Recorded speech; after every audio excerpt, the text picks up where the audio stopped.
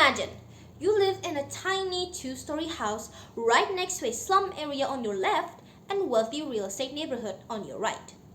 My neighborhood was located right in the middle of two different economic spectrum. It is very much heartbreaking to witness socio-economic injustice in front of my eye. I am Siti Qolbu Insaniwati from 8th State Senior High School, PEKANBARU, and that is how I spent my childhood in Jakarta. Despite coming from a middle-income family, I was privileged enough to attend a prestigious school alongside of wealthy children. Their family can afford living in wealthy real estates like the one I told you guys about.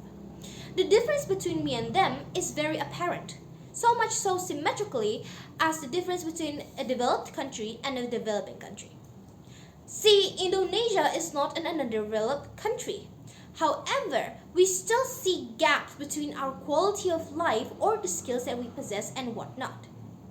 As a chronically online Gen Z, I constantly compare my life to those who lives abroad, like for example those who lives in the United States, Canada, or Japan, and see how better off they are in terms of economy, industry, or human resources.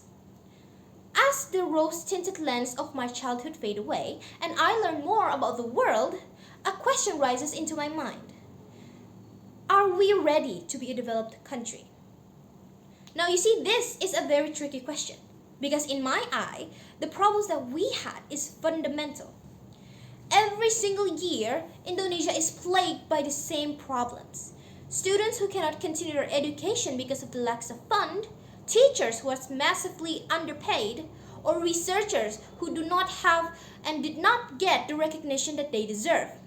When these individuals protest, society will say that, oh, you're not being realistic, or, oh, go and find careers overseas.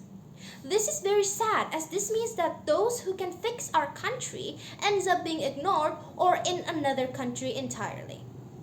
At the end of the day, whether or not we can actually be a developed country is not a matter of individual responsibility. It's a very heavy expectation and a very unrealistic demand for me, a 17-year-old, to make massive systemic changes on my own. Or even worse, making these demands and burden to children who cannot go to school because of the lack of scholarships, or homeless people who is always working hard to improve their life every single day. I am Siti Qolbu Insaniwati. I spent my childhood witnessing the socio-economic injustice. However, I believe with enough resilience and the betterment of our education system, we Indonesia can reach our dream to become a developed country by the year 2045. Thank you.